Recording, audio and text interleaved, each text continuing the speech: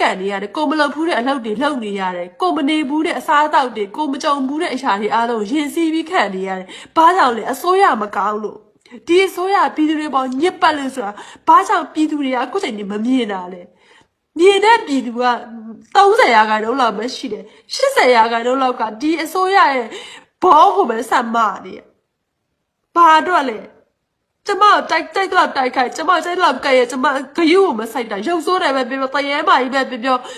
ဗဇက်ပြဲမှာပဲပြောထားကျမစိတ်နေတာကလေကျမတိုက်ခိုက်ပြီးဆဲနေလူတွေပေါ်တော့မှကျမထားပေးတယ်ဒါပေမဲ့အပတ်တရားလို့မြေပါစေဆိုတဲ့စိတ်တွေပဲကျမမှာရှိတယ်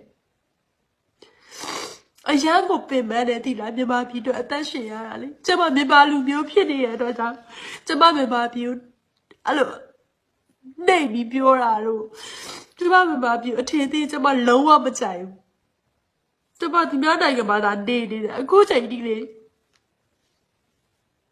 ကျမမြန်မာပြည်ကိုစော်ခိုင်းကျမဘသူ့မှသိကြီးမခံဘူး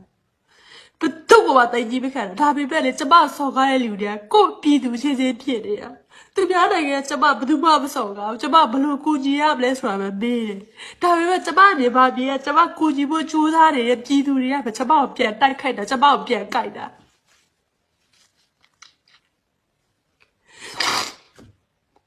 ဒီအောက်တန်းစားမသေးမချင်းမရောက်နိုင်မသေးမချင်းကျမတို့မြန်မာနိုင်ငံကခံစားနေရအောင်မှာတကယ်ဟုတ်တယ်မိမိပြောစကားမရှိတော့ဘူးဘလို့ပြောပြမှန်းမသိတော့ဘူးတနေ့အဲ့ဒါလေးစဉ်းစားပြီးတော့လေအဲ့လို့မပြောဘူးသွေးပေါင်နေလဲကြထမင်းကျမတို့ပြည်သူ